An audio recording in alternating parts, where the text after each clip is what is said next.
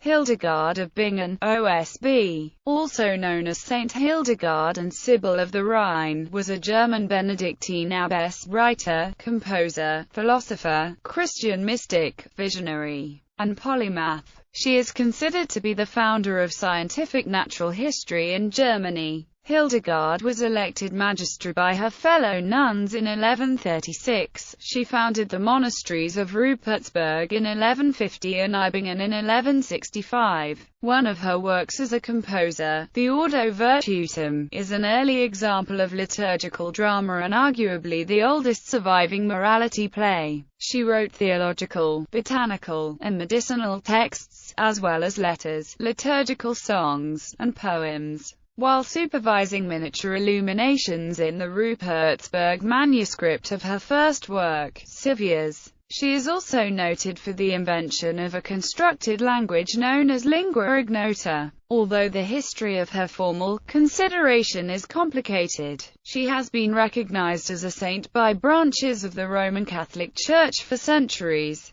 On 7 October 2012, Pope Benedict XVI named her a Doctor of the Church. Biography. Hildegard's exact date of birth is uncertain. She was born around the year 1098 to Mechthild of Merxheim-Nahet and Hildebert of Bermersheim, a family of the free lower nobility in the service of the Count Megenhard of Sponheim. Sickly from birth, Hildegard is traditionally considered their youngest and 10th child, although there are records of 7 older siblings. In her Vita, Hildegard states that from a very young age she had experienced visions. Monastic life, perhaps due to Hildegard's visions, or as a method of political positioning. Hildegard's parents offered her as an oblate to the Benedictine monastery at the Dissebodenberg, which had been recently reformed in the Palatinate forest. The date of Hildegard's enclosure at the monastery is the subject of debate. Her Vita says she was professed with an older woman, Jutta, the daughter of Count Stephan II of Sponheim, at the age of 8.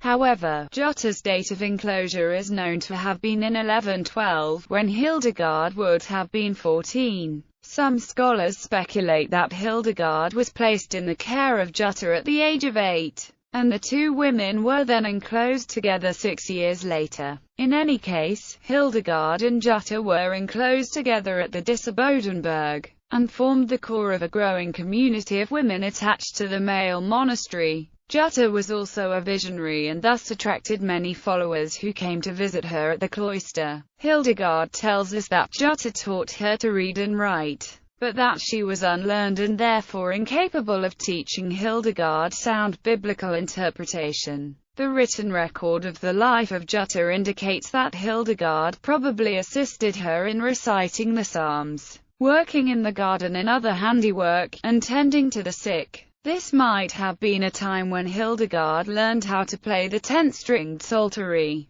Volmar, a frequent visitor, may have taught Hildegard simple psalm notation. The time she studied music could have been the beginning of the compositions she would later create. Upon Jutta's death in 1136, Hildegard was unanimously elected as magister of the community by her fellow nuns. Abbot Kuno of Dissebodenberg asked Hildegard to be prioress, which would be under his authority. Hildegard, however, wanted more independence for herself and her nuns, and asked Abbot Kuno to allow them to move to Rupertsberg. This was to be a move towards poverty, from a stone complex that was well established to a temporary dwelling place. When the abbot declined Hildegard's proposition, Hildegard went over his head and received the approval of Archbishop Henry I of Mainz. Abbot Kuno did not relent until Hildegard was stricken by an illness that kept her paralyzed and unable to move from her bed,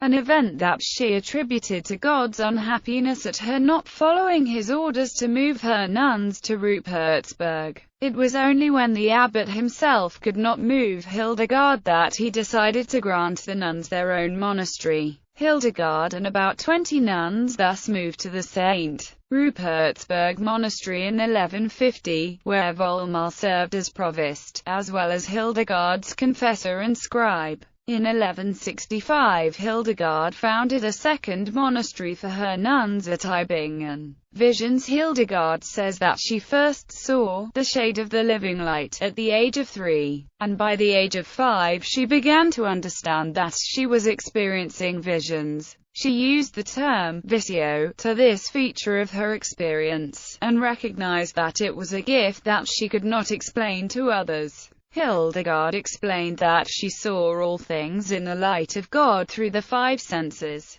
sight, hearing, taste, smell, and touch. Hildegard was hesitant to share her visions, confiding only to Jutta, who in turn told Volmar, Hildegard's tutor and, later, secretary. Throughout her life, she continued to have many visions, and in 1141, at the age of 42, Hildegard received a vision she believed to be an instruction from God to write down that which you see and hear. Still hesitant to record her visions, Hildegard became physically ill. The illustrations recorded in the Book of Siviers were visions that Hildegard experienced, causing her great suffering and tribulations. In her first theological text, Siviers, Hildegard describes her struggle within. But I, though I saw and heard these things, refused to write for a long time through doubt and bad opinion and the diversity of human words, not with stubbornness but in the exercise of humility, until, laid low by the scourge of God, I fell upon a bed of sickness. Then, compelled at last by many illnesses, and by the witness of a certain noble maiden of good conduct, the nun Richardise von Stade, and of that man whom I had secretly sought and found, as mentioned above, I set my hand to the writing. While I was doing it, I sensed, as I mentioned before, the deep profundity of scriptural exposition, and,